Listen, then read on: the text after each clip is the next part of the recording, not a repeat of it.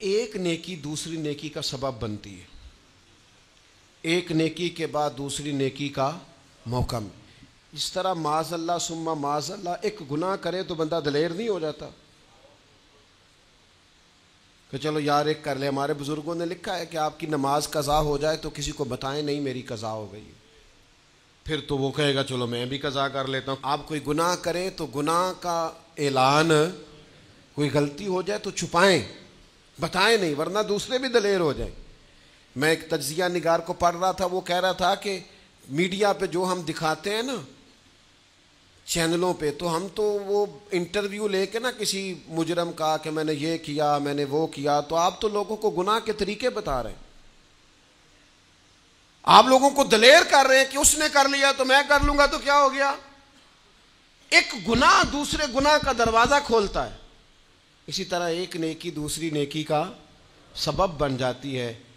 عارف رومی فرماتے ہیں ایک شخص نے اپنے مرشد سے پوچھا تھا کہ حضور مجھے کیسے پتہ چلے گا کہ میرا ذکر قبول ہے؟ تو کہنے لگے جب تو نے پہلی دفعہ ذکر کیا تھا نا، اور اس ذکر الہی کے بعد تمہیں دوبارہ ذکر الہی کی توفیق ملی تھی، تو رب نے وہ پہلا قبول کیا تھا تو دوبارہ توفیق عطا فرمائی. اس کے حضور وہ قبول ہو گیا، دوبارہ تمہیں توفیق عطا کر دی.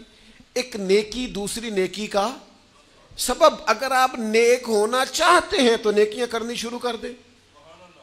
بعض دوستوں سے کہتے ہیں داڑھی شریف رکھ لیں، تو کہتے ہیں ابھی میں نیک نہیں ہوں. تو میں نے کہا داڑھی رکھ کے تو بندہ نیک ہوتا ہے، اب رکھیں گے تو نیک ہو جائیں گے. شروع تو کریں. آپ کو اس کا لحاظ ہوگا کہ یار اب میں نے داڑھی بھی رکھی ہوئی. ایک نیکی دوسری نیکی کا رستہ کھولتی ہے، ایک نیکی دوسری نیکی کے لیے راہ کو کشادہ کرتی. اگر نیک ہونا چاہتے ہیں تو یہ روحانی قانون یاد رکھیں کہ ایک نیکی دوسری نیکی کا سبب بنے گی.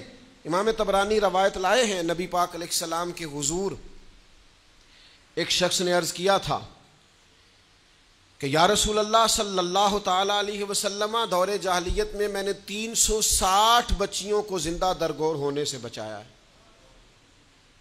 ان کے ماں باپ اور ان کا باپ جو تھا وہ معاذ اللہ ان کو زندہ دفن کرنا چاہتا تھا. میں نے اونٹ دے کر بچیوں کو بچایا اور پھر میں نے ان کی پرورش بھی کی.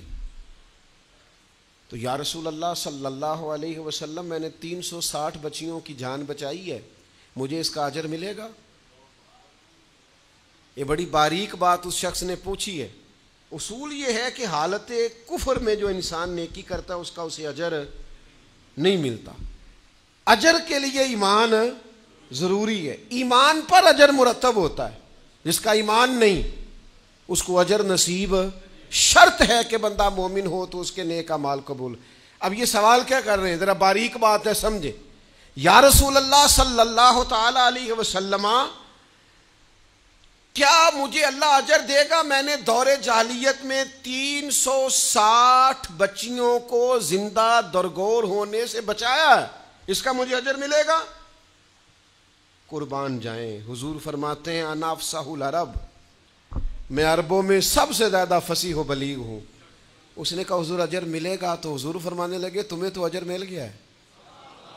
وہ حضور سے پوچھتا ہے یا رسول اللہ میں نے 360 بچیوں کی جان بچائی ہے، زندہ درگور ہونے سے بچایا، اجر ملے گا؟ حضور فرمانے لگے تمہیں تو مل گیا ہے.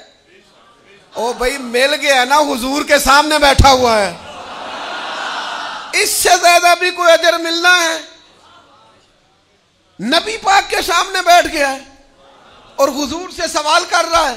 تو حضور فرمانے لگے تمہیں تو اجر مل گیا ہے. یا رسول اللہ کیسے؟ فرمایا اللہ نے تمہیں اسلام کی توفیق نہیں دے دی، تمہیں تو اجر مل گیا ہے. صحابہ وہ صحابہ تھے جن کی ہر صبح عید ہوتی تھی، خدا کا قرب حاصل تھا، نبی کی دید ہوتی تھی، تو اجر تو مل گیا ہے تمہیں، اللہ نے اسلام کی توفیق عطا کر دی ہے. وہ جو تم نے دور جاہلیت میں نیکیاں کی اس کا اجر یہ ملا کہ اللہ تعالیٰ نے تمہارا سینہ اسلام کے لیے کھول دیا، تمہیں اسلام کی توفیق مل گئی ہے، تم مسلمان ہو گئے ہو تو اس نیکی کا تمہیں اجر ملا ہے. زندگی بھر یاد رکھیں، آپ نیکی کریں گے تو نیکیوں کے رستے کھل جائیں گے. آپ تقوی کی راہ پر چلیں گے تو آپ کا سینہ اللہ تعالیٰ کھول دے گا عبادت کے لیے. ایک نیکی دوسری نیکی کا سبب. اس لیے حضور علیہ السلام نے فرمایا تم نے نیکی کو کبھی حقیر نہیں سمجھنا. کچھ نہ ہو سکے تو بھائی سے مسکرا کے ملاقات ہی کرنا. چھوٹی سے چھوٹی نیکی کو بھی چھوڑیں, حریص ہو جائیں نیکیوں کی. نیکیاں کریں گے تو آپ محسوس کریں گے کہ ایک روحانی ضابطہ قائم ہو گیا ہے کہ اس نیکی کی وجہ سے اللہ تعالیٰ مزید نیکی کی توفیق عطا کر رہا ہے.